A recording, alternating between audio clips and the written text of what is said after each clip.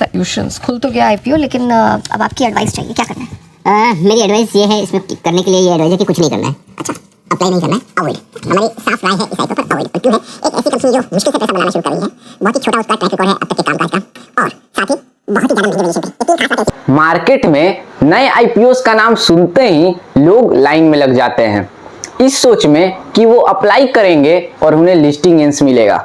पर क्या हर आईपीओ पैसा बनाता है? जवाब है बिल्कुल नहीं। मैं अर्जुन और आप देख रहे हैं द स्विंग एकेडमी, जहां हम स्टॉक मार्केट और फाइनेंस के सभी टॉपिक्स को सिंपल और इजी लैंग्वेज में समझते हैं।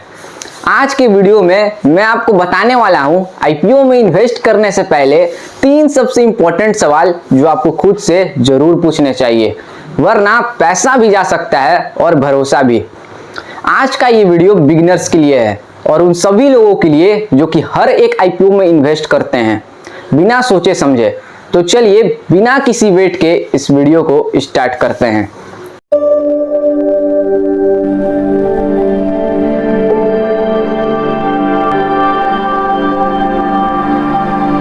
Question number 1, valuation check. देखिए, प्राइस बैंड 100 से 110 लिखा देख के लोग सोच लेते हैं कि ये काफी सस्ता है, और यही हमारी सबसे बड़ी गलती होती है। प्राइस देख के सस्ता या महंगा मत सोचिए, ये समझिए कि उस प्राइस के बदले कंपनी क्या दे रही है। यानी कि वैल्यूएशन का मतलब सिर्फ प्राइस नहीं होता, कंपनी की वैल्यू क्या है और उसके कंपैरिजन में प्राइस क्या है, ये मैटर करता है। एक सिंपल एग्जांपल समझिए, अगर एक कंपनी 10 करोड़ का प्रॉफिट कमा रही है और अगर वो 1000 करोड़ का आईपीओ लेकर आती है तो उसका पीई रेशियो हो गया 100 का। भाई 100 टाइम्स प्रॉफिट पे वैल्यूएशन, कुछ तो ज्यादा है। अगर उसी इंडस्ट्री का एवरेज पीई सिर्फ 25 है तो ये आईपीओ क्लियरली ओवर वैल्यूड है। नायका का ही एग्जांपल ले लो। नायका का आईपीओ 425 पे लिस्ट हुआ, लिस्टिंग एंड मिला, सबने क्लैप किया, लेकिन कुछ ही महीने बाद स्टॉक अपनी 25% वैल्यूएशन को लूज कर देता है और 120 तक गिर जाता है। अब आप ही बताओ, शॉर्ट टर्म फायदा या लॉन्ग टर्म दर्द?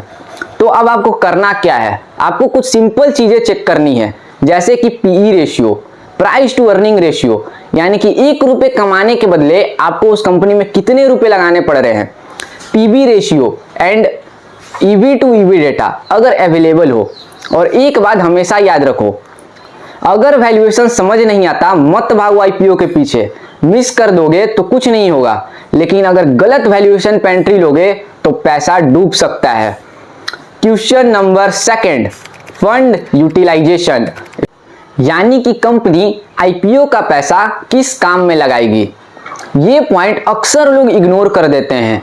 हर आईपीओ का एक ऑब्जेक्ट्स ऑफ द इशू होता है जिसमें लिखा होता है पैसा किस लिए रेज हो रहा है। अब 2 सिचुएशन समझो। पहला, कंपनी एक्सपेंशन के लिए पैसा उठा रही है, गुड साइन। अगर कंपनी आईपीओ के थ्रू पैसा रेज कर रही है ताकि बिजनेस ग्रो हो तो ये यूजुअली एक पॉजिटिव साइन होता है, जैसे कि नए फैक्ट्री सेटअप करना, डिस्ट्रीब्यूशन नेटवर्क एक्सपेंड करना, R&D यानी कि रिसर्च एंड डेवलपमेंट में इन्वेस्टमेंट करना, एंड एक्सपोर्ट मार्केट में एंट्री लेना।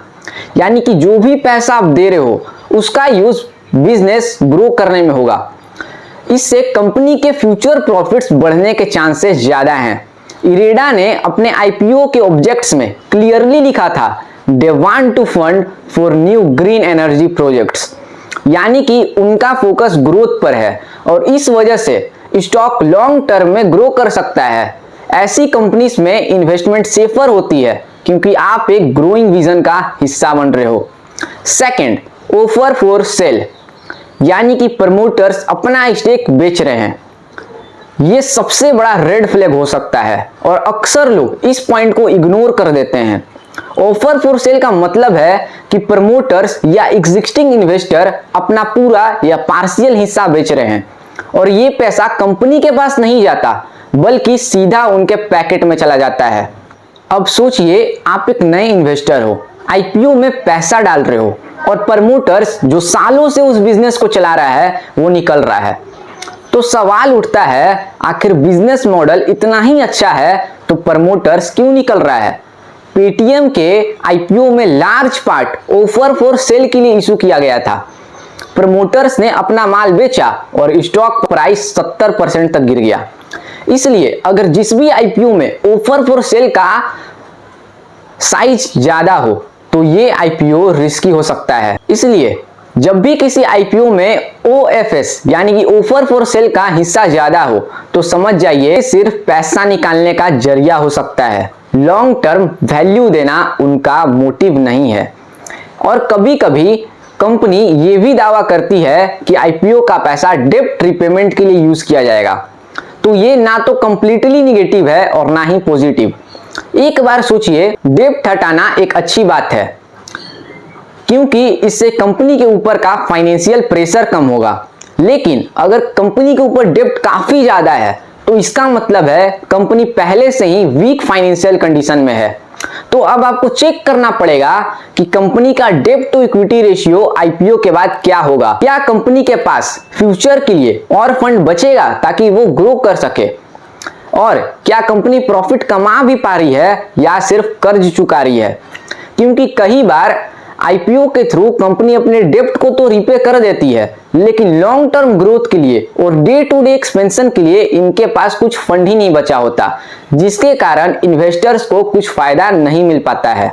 आपका काम है डीआरएचपी में जाके एग्जैक्ट ऑब्जेक्ट सेक्शन को पढ़ना। क्या पूरा पैसा डेब्ट रिपेमेंट के लिए यूज होगा या सिर्फ एक पोर्शन। अब ये डीआरएचपी क्या होता है? देखिए, डीआरएचपी एक ऑफिशियल डॉक्यूमेंट होता है। इसका पूरा नाम होता है ड्राफ्ट ट्रेड हायरिंग प्रोस्पेक्टस, जिसमें कि आईपीओ की असली कहानी लिखी होती है।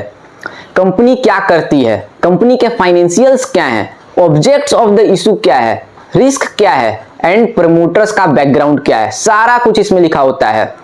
एंड डीआरएचपी को देखने के लिए आपको पैसे देने की जरूरत नहीं है। डीआरएचपी बिल्कुल फ्री ऑफ कॉस्ट अवेलेबल रहता है। ये आपको कंपनी के ऑफिशियल साइट पे देखने के लिए मिल जाएगा, सेबी के वेबसाइट पे देखने के लिए मिल जाएगा एंड एनएससी एंड बीएससी के आईपीओ सेक्शन में आसानी से मिल जाएगा।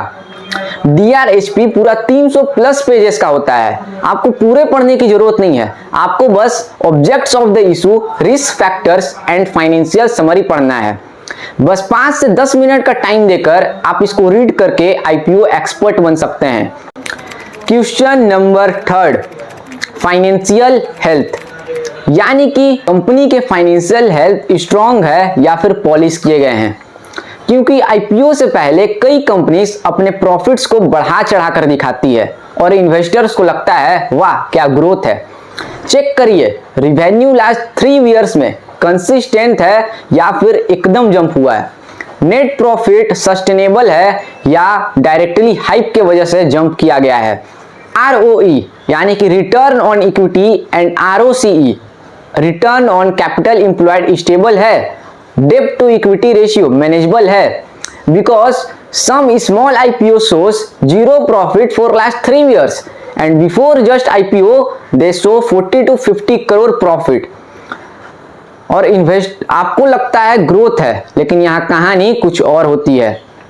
Company with similar listed peers, अगर आपको लगता है कि फाइनेंशियल्स पॉलिश किए गए हैं तो वेट करिए, क्योंकि लिस्टिंग के बाद भी एंट्री का मौका मिलता है।